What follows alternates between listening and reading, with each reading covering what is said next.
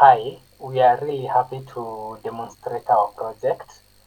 This hackathon has really been a learning journey for us. So we decided to come up with something that is really resonates with each and every one of us, which we think is climate change. So in our team, we did have myself, Matthew, and Caleb, and also Zipporah. So we labeled our project as MediTree, Sustainable Identification and Research of Medical Trees for Healthcare and Conservation. Don't you think that that is really a good title?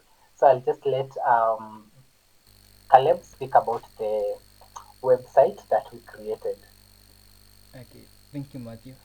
Since you are developing a web solution to deal with climate change, uh, first I'm going to talk about the technological stack that we use behind the application itself.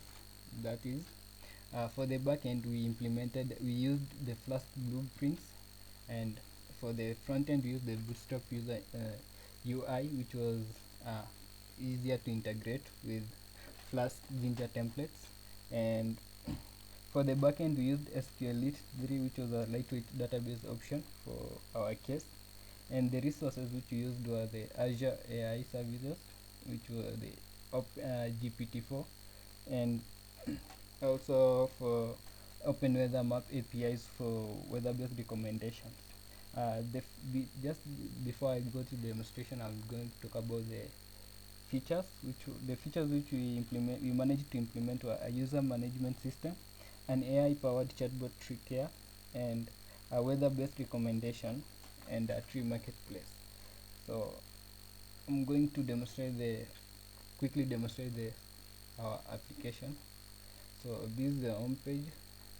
I'm going to demonstrate creating a new user and signing in to our web application.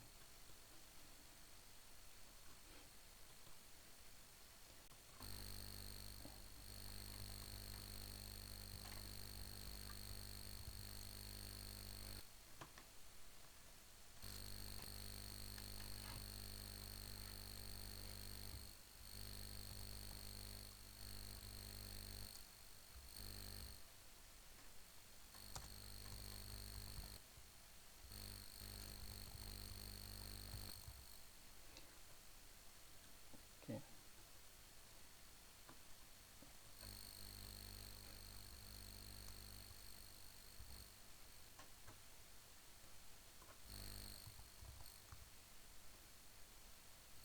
Okay, this is the home page of our web application. So these are the main features that we managed to implement. The plant care AI chatbot, which is able to give plant advice and any any advice related to taking care of plants, and also you are able to implement uh, location based plant recommendation, that is get recommendations of plants to based on the seasons and locations. So this was what we managed to implement. And also another feature which we managed to work on was the marketplace, which we foresaw it to collaborate with the tree nurseries. So I'm going to demonstrate how to add a listing to our database.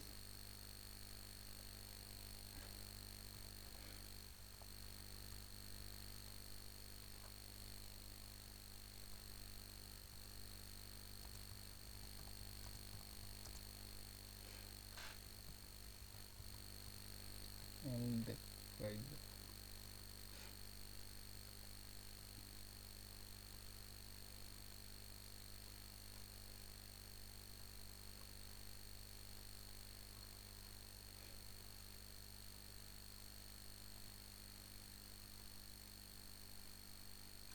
Okay, so it updates to the database after adding a listing.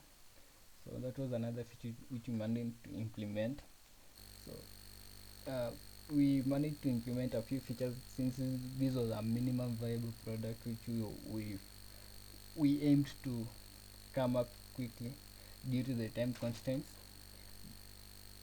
Also, um, I think that that's it for all the features that we managed to implement. The stretch goals that we plan to implement, or the other features that we plan to implement, were carbon footprint trackers, which Matthew will talk about on how we are going to integrate it with our app via the Power BI interface. Also, the articles and blogs on trees or forests. That is uses meets ongoing afforestation and reforestation efforts, virtual green advocates events and events to engage the community, and integration with local nurseries and organizations, gamification and social engagement, tree and adoption and donation features, and personalized planting calendar and reminders. This was based on the integration of real-time weather updates and also educational content and quizzes.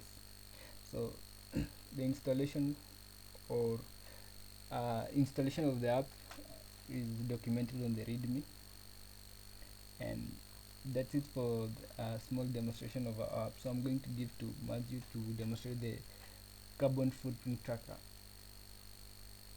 Okay, thank you.